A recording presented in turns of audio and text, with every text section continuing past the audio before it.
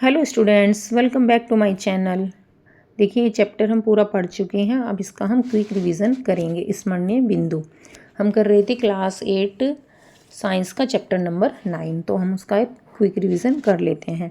जब दो या दो से अधिक पदार्थ मिलकर एक समरूप मिश्रण बनाते हैं तब विलयन बनता है। देखिए जब दो या दो से अधिक पदार्थ हम ले लेते हैं और वो उसमें बिल्कुल जैसे पानी और चीनी पानी में बिल्कुल घुल जाती है तो वो एक समरूप मिश्रण बनाते हैं, उसी को हम समरूप मिश्रण कहते हैं।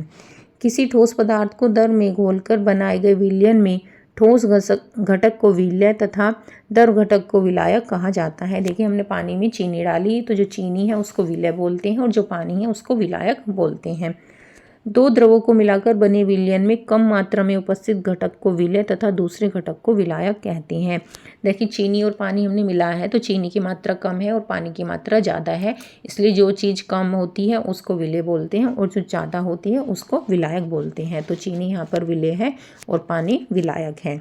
वह विलयन जिसमें विलय की अधिकतम मात्रा घुली हुई हो और एक निश्चित तापमान पर इससे अधिक विलय ना उसमें घोला ना जा सके उसे संतृप्त विलयन कहते हैं।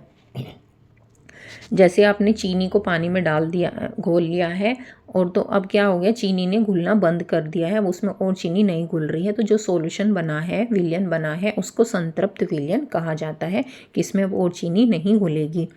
वह विलयन जिसमें किसी निश्चित तापमान पर और अधिक विलय घुल सकता है असंतृप्त विलयन कहलाता है।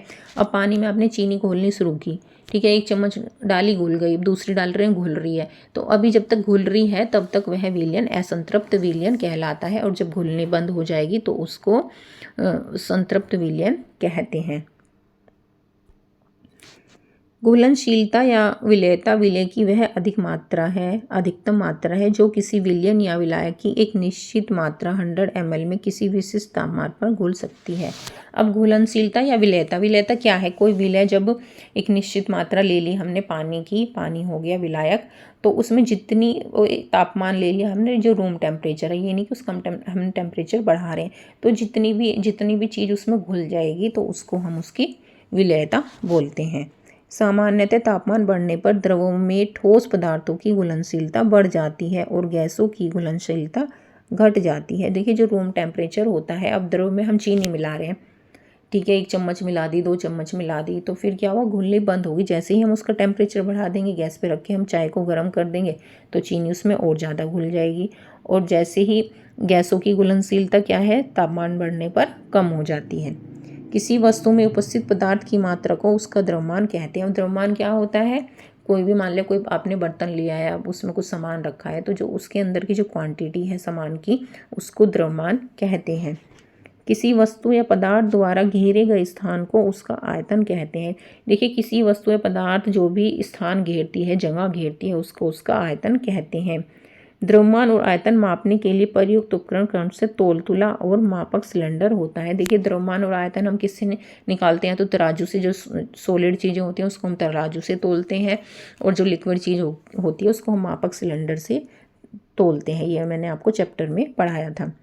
किसी पदार्थ के प्रति इकाई आयतन के द्रव्यमान को उसका घनत्व इक्वल टू द्रव्यमान अपॉन आयतन कहते हैं। देखिए किसी पदार्थ के प्रति इकाई आयतन के द्रव्यमान, घनत्व क्या होता है, उसका द्रव्यमान कितना है उसको और उसका आयतन कितना है। द्रव्यमान को हम आयतन से डिवाइड कर देते हैं तो हमें घनत्व मिल जाता है। सामान्यतः तापमान में वृद्धि के साथ घनत्व कम हो जाता है।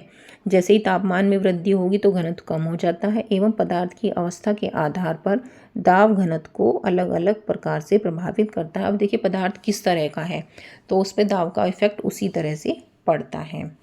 तो ये चैप्टर यहीं पर फिनिश हो गया है। आई होप आपको समझ में आया होगा। इसी तरह की और वीडियोस प्राप्त करने के लिए please like share and subscribe my channel. Thank you.